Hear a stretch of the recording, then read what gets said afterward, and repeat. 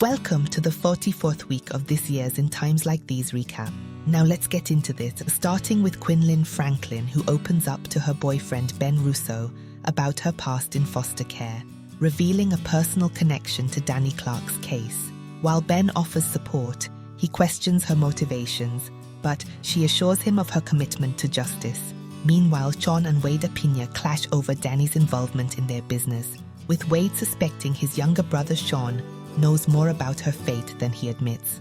At Shirley's diner, Dee Dee Benjamin meets Alan Russo, warning Alan about his cousin Max's temper, hinting it could impact his chances of leading Russo Jewelers. But Alan dismisses her concerns. Later at the Russo estate, Alan confronts Max about his temper, but Max refuses to discuss the matter with his older cousin.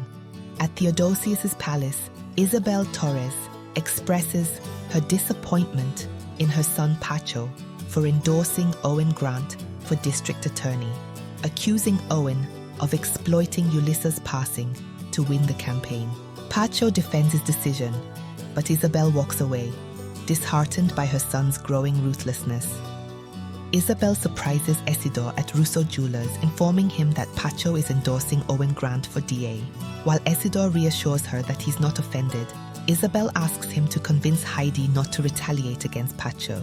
Isidore promises to try, but warns that Heidi won't hesitate to attack. Their conversation is interrupted by Alan, who taunts Isabel before being warned by Isidore to let Heidi handle the campaign fallout. At her apartment, Vivian learns from Pacho that his endorsement of Owen is meant to protect Isabel and create a distraction for the Russos. Although skeptical of his motives, Vivian acknowledges the strategic advantage. She warns Pacho that Heidi and the Russos will retaliate, but Pacho expresses confidence in their alliance, believing they are unstoppable. Meanwhile, at the Russo estate, Clarice suggests a holiday cruise to reconnect with her husband Lorenzo, but he accuses her of plotting to convince him to step down as head of Russo Jewelers. Hurt, Clarice drops the idea. Gianni later reveals to his mother Clarice that he has a plan to make Lorenzo step down, but keeps the details vague to avoid suspicion. Clarice thanks him, believing he is saving their family. At the high school, tensions escalate between Max and JJ Dorval over JJ's sister Vanessa. Max accuses JJ of telling Alan about the incident where Max pushed him, which JJ denies.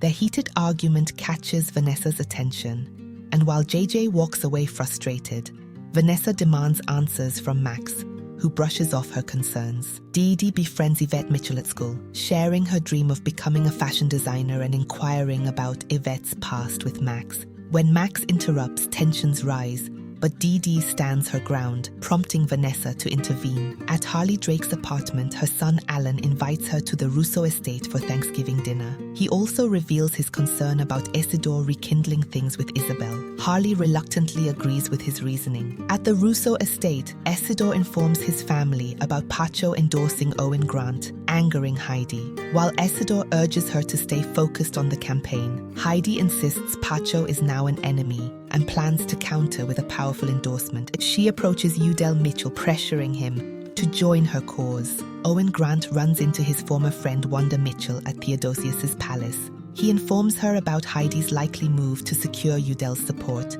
but Wanda dismisses the idea, confident Udell wouldn't betray her or Yvette. Owen disagrees, leaving Wanda unsettled as he departs. At the high school, Vanessa confronts Max and Dee Dee after overhearing their heated exchange. Dee Dee accuses Max of trying to intimidate her, while Max denies it, claiming he only wanted to address her accusations. Dee Dee asserts her independence, insisting Max has no right to interrupt her conversations. Max, frustrated, believes Dee Dee or JJ informed Alan about their prior altercation. Vanessa intervenes, upset with Max for confronting JJ and her cousin. She asks Max to leave, promising to handle the situation. Reluctantly, Max walks away, and Vanessa warns Dee Dee that they'll need a serious discussion soon. Harley approaches Isabel at Theodosius's palace, claiming to stop for a meal, but quickly addressing Isabel's warning to Isidore about Pacho's endorsement of Owen. Harley implies that Isabel's actions suggest lingering feelings for Isidore. Although Isabel denies being in love with him, Harley cautions her against falling for him again. recounting the mistakes they both made in their relationships with him. Tensions rise as Isabel insists she doesn't need Harley's advice, leaving their conversation unresolved. At Owen's office, Pacho discusses the risks of endorsing him, with Owen warning that the Russos will likely retaliate.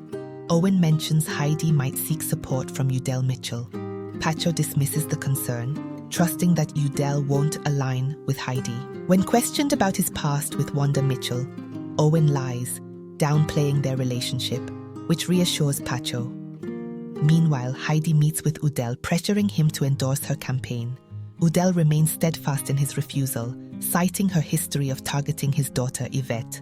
Heidi counters by accusing Yvette of endangering her son, Max, and frames her endorsement request as a way to counter Owen, a shared adversary. Udell refuses to compromise, but Heidi persists, arguing that supporting her will prevent Owen from further disrupting their lives. Can't get enough of the crazy world of In Times Like These? Then, treat yourself to a binge watch of In Times Like These.